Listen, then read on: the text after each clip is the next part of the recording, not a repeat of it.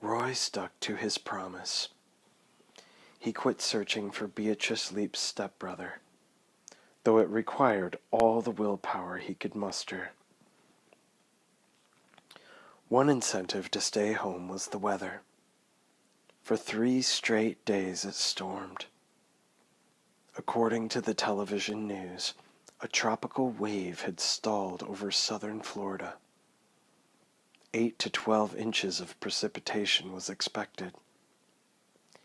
Even if the sun had been shining gloriously, Roy wasn't going anywhere. The guy at the gas station reported that the punctured bicycle tire was beyond repair. "You folks got a pet monkey?" he'd asked Roy's father. "Because I swear it looks like teeth marks in the sidewall of this tire." Roy's parents didn't even ask Roy what had happened. Having lived in Montana, they were accustomed to dealing with flat tires. A new tire had been ordered, but in the meantime, Roy's bike sat idle in the garage. He spent the soggy afternoons working on homework projects and reading a cowboy novel. When he looked out the bedroom window, all he saw were puddles. He missed the mountains more than ever. When Roy's mother picked him up after class on Thursday, she said that she had some good news. "Your suspension from the school bus has been lifted." Roy wasn't exactly ready to turn cartwheels. "Why?" he said. "What happened?" "Well, I guess Miss Hennepin reconsidered the situation." "How come? Did you call her or something?" "Well, actually, I've spoken to her a number of times," his mother acknowledged. "It was a fairness issue, honey. It wasn't right that you got suspended while nothing happened to the boy who started the fight." "It wasn't a fight, Mom." "Regardless, it looks like Miss Hennepin came around to our point of view. And starting tomorrow morning, you're back on the bus." "Yippee," thought Roy. "Thanks a bunch, Mom." He suspected she had another motive for pestering the vice principal. She was eager to resume her early morning yoga sessions at the community college, which she couldn't attend as long as she was driving Roy to Trace Middle School. He didn't want to be selfish, though. He couldn't depend on his parents forever. Maybe the other kids on the bus wouldn't make too big of a deal out of his return. "What's the matter, honey? I thought you'd be glad to get back on your regular routine." "I am, Mom." Tomorrow is as good a day as any, Roy thought. Might as well get it over with. Leroy Brannett, the bald man who called himself Curly, was under too much pressure. His eyelids twitched from lack of sleep, and all day long he perspired like an Arkansas hog. Supervising a construction job was a large responsibility, and every morning brought new obstacles and headaches. Thanks to the mystery intruders, the Pancake House project was already 2 weeks behind schedule. Delays cost money, and the big shots at the Mother Paula's corporation weren't happy. Curly expected to be fired if anything else went wrong. He'd been told as much by a top-level executive of Mother Paula's. The man's job title was Vice President for Corporate Relations, and his name was Chuck Muckle, which Curly thought would be more suitable for a circus clown. Chuck Muckle wasn't a very jolly fellow, though, especially after seeing the newspaper article about the police car being spray-painted on Mother Paula's property. Among Chuck Muckle's responsibilities was to keep Mother Paula's valuable brand name out of the media, unless the company was opening a new franchise or introducing a new menu item, such as its sensational key lime flapjacks. In all his years of supervising construction, Curly had never gotten a phone call like the one he received from Chuck Muckle. "It isn't my fault," Curly finally interjected. "I wasn't the one who fell asleep on the job. It was the cop." Chuck Muckle instructed him to quit whining and take it like a man. "You're the foreman, aren't you, Mr. Brannett?" "Yeah, but—" "Well, you're going to be an unemployed foreman if anything like this happens again. Mother Paula's is a publicly traded company with a global reputation to protect. This is not the sort of attention that's beneficial to our image. Do you understand?" "I do," Curly had said, though he hadn't. Serious pancake eaters wouldn't care what happened to the police car, or even about the gators in the porta-potties. By the time the restaurant opened, all that weird stuff would be forgotten. Chuck Muckle, however, had been in no mood for a reasonable discussion. "Listen closely, Mr. Brannett. This nonsense is going to stop. As soon as we hang up, you're going to go out and rent the biggest, most bloodthirsty attack dogs you can find. Rottweilers are the best, but Dobermans will do." "Yes, sir." "Is the site even cleared yet?" It's raining," Curly had said. "It's supposed to keep raining all week." He figured that Chuck Muckle would find a way to blame him for the weather, too. "Unbelievable," the vice president grumbled. "No more delays, you hear me? No more." The plan was to get the site cleared before bringing in the VIPs and the media for the official gala groundbreaking ceremony. The highlight was going to be a special appearance by the woman who portrayed Mother Paula in the advertisements and TV spots. Her name was Kimberly Lou Dixon, a runner-up in the Miss America contest in either 1987 or 1988. Afterwards, she became an actress, though Curly couldn't recall seeing her anywhere except in the Pancake House commercials. They dressed her up in a calico apron, a gray wig, and granny glasses to make her look like an old lady. "Let me explain why you'll be out of a job if this project gets stalled again," Chuck Muckle said to Curly. "Miss Dixon's window of availability is extremely limited. She's due to start filming a major motion picture in a couple of weeks." "No kidding. What's it called?" Curly and his wife were avid movie fans. Mutant Invaders from Jupiter 7, said Chuck Muckle. "The problem is this, Mr. Brannett. If the groundbreaking gets postponed, Miss Kimberly Lou Dixon won't be able to attend. She'll be on her way to Las Cruces, New Mexico, preparing for her role as the Queen of the Mutant Grasshoppers." "Wow," thought Curly. "She's playing the Queen." "And without Miss Dixon's presence, we will no longer have a blockbuster event, publicity-wise. She is the company icon, Mr. Brannett. She's our Aunt Jemima, our Betty Crocker, our, Tony the Tiger," said Curly. "I'm glad you understand what's at stake here." "I sure do, Mr. Muckle." "Excellent. If everything goes smoothly, you and I will never need to speak to each other again. Won't that be nice?"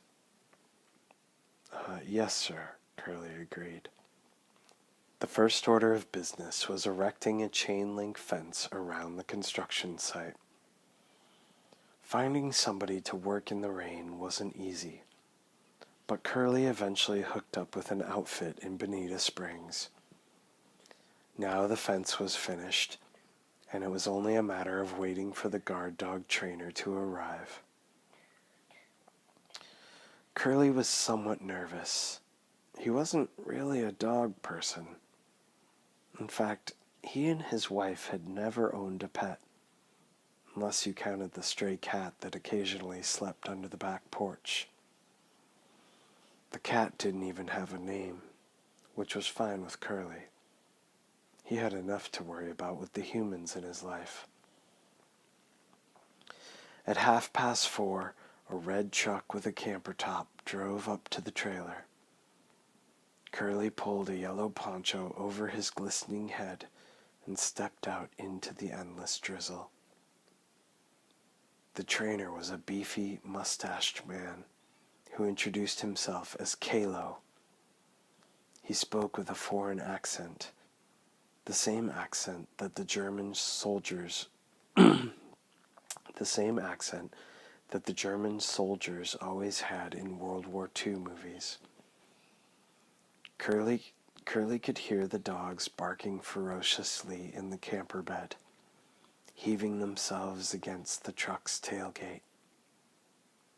Kalo said, "You go home now, yeah?" Curly glanced at his wristwatch and nodded. "I lock up the fence. I come back tomorrow early to get the dogs." "Fine by me," Curly said. "Something happens, you call right away. No touch the dogs," Kalo warned. "No talk to them. No feed them. Important, yeah?" Yeah. Curly was more than happy to steer clear of the brutes. He backed his pickup off the lot and got out to close the gate. Kalo waved amiably. Then he turned the attack dogs loose. They were extremely large, all Rottweilers, and they took off loping along the fence, crashing through the puddles.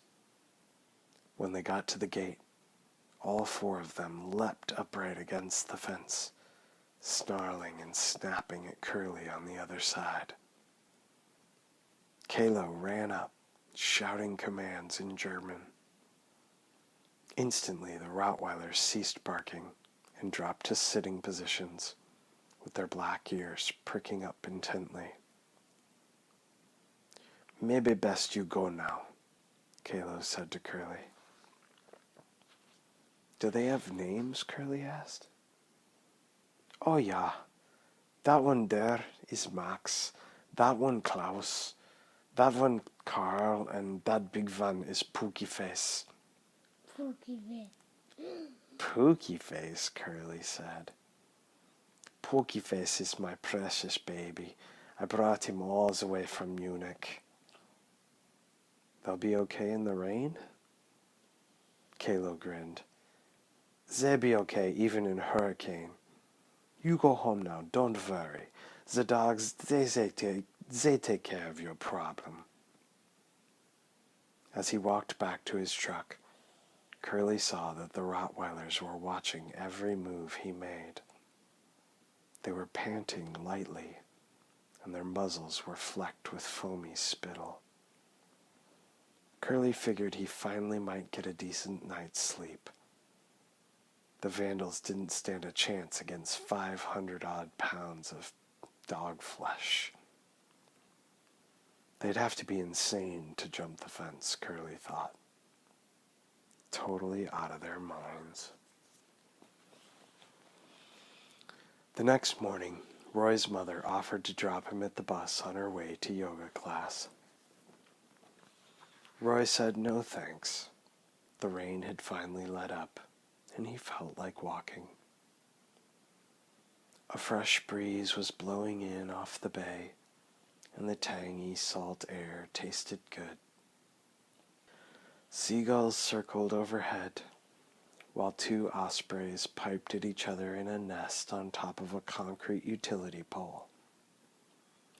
On the ground, at the base of the pole, were bleached fragments of mullet skeletons that had been picked clean and discarded by the birds. Roy paused to study the fish bones. Then he stepped back and peered up at the ospreys, whose heads were barely visible over the scraggle of the nest. He could tell that one was larger than the other. A mother, probably, teaching her fledgling how to hunt. In Montana, ospreys lived in the cottonwoods all along the big rivers, where they dived for trout and whitefish. Roy had been pleasantly surprised to find that Florida had ospreys too. It was remarkable that the same species of bird was able to thrive in two places so far apart and so completely different. If they can do it, Roy thought, maybe I can too. He hung around watching the nest for so long that he almost missed the school bus. He had to jog the last block to get there before it pulled away, and he was the last one to get on board. The other kids grew strangely quiet as Roy made his way down the aisle. When he sat down, the girl in the window seat quickly stood up and moved to another row. Roy got a bad feeling, but he didn't want to turn around and see if he was right. He hunkered down and pretended to read his comic book. He heard kids whispering in the seat behind him, followed by a hasty gathering of books and backpacks. In a flash they were gone, and Roy sensed a larger presence skulking. "Hi, Dana," he said, twisting slowly in his seat. "Hey, cowgirl." After a week, Dana Matherson's nose was still slightly purple and puffy, though it definitely wasn't protruding from the center of his forehead, as Garrett had claimed. The only thing startling about Dana's appearance was a fat, scabrous upper lip that hadn't been that way when Roy dropped off the letter at Dana's front door. Roy wondered if Dana's mother had punched him in the mouth. The new injury endowed the big oaf with a disconcerting lisp. "You and me got some business to settle, Epperhart." "What business?" Roy said. "I gave you an apology. That makes us even." Dana clamped a moist, ham-sized hand over Roy's face. "Oh, we're a long way from even, you and me." Roy couldn't speak because his mouth was covered. Not that he had much to say. He glared out from between Dana's pudgy fingers, which reeked of cigarettes. "You're gonna be sorry you ever messed with me," Dana growled. "I'm gonna be your worst nightmare." The school bus rolled to a sudden halt. Dana quickly let go of Roy's face and folded his hands primly in case the driver was looking in the mirror. 3 kids from Roy's grade got on the bus, and upon spotting Dana, wisely scrambled for seats up front. As soon as the bus started moving, Dana again grabbed for Roy, who calmly slapped his arm away. Dana rocked back, staring at him in disbelief. "Didn't you even read the letter?" Roy asked. "Everything will be cool as long as you leave me alone." "Did you just hit me? Did you hit my arm?" said Dana. "So sue me," Roy said. Dana's eyes widened. "What did you say?" "I say you need to get your hearing checked, partner, along with your IQ." Roy wasn't sure what had possessed him to wise off to such a violent kid. He didn't particularly enjoy getting roughed up, but the alternative was to cower and beg, which he just couldn't lower himself to do. Every time the Eberhards moved from one town to another, Roy encountered a whole new set of bullies and goons. He considered himself an expert on the breed. If he stood his ground, they usually backed down or looked for someone else to hassle. But insulting them, however, could be risky. Roy noticed a couple of Dana's meathead pals watching the scene from the back of the bus. That meant that Dana would feel obligated to demonstrate what a tough hombre he was. "Hit me," said Roy. "What?" "Go ahead. Get it out of your system." "You're a nutcase, Eberhard. And you're as dumb as a bucket of mud, Matherson." That one did the trick. Dana lunged across the seat and whacked Roy on the side of the head. After straightening himself, Roy said, "There, you feel better now?" "You bet I do," Dana exclaimed. "Good." Roy turned around and opened his comic book. Dana smacked him again. Roy toppled sideways on the seat. Dana laughed cruelly and shouted something to his buddies. Roy sat up right away. His head really hurt, but he didn't want anyone to know. Nonchalantly, he picked up his comic book off the floor and placed it on his lap. This time, Dana hit him with the other hand. As Roy went down, he let out an involuntary cry, which was drowned out by the loud, gaseous hissing of bus brakes. For one hopeful moment, Roy thought the driver had seen what was happening and was pulling off the road to intervene. But unfortunately, this wasn't the case. The driver was as oblivious to Dana's bad behavior as ever. The school bus had merely arrived at the next stop. While another line of kids boarded, Dana composed himself as if he were a model citizen. Roy looked down, fixing his eyes on the comic book.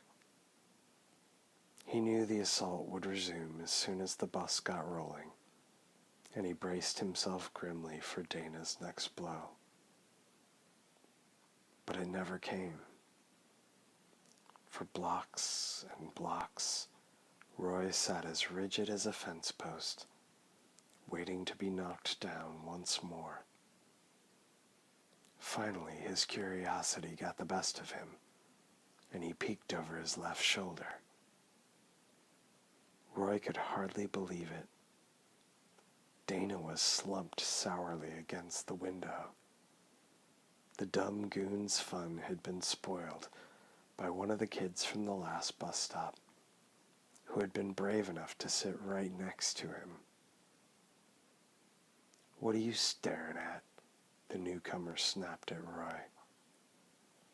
And despite his pounding headache, Roy had to smile.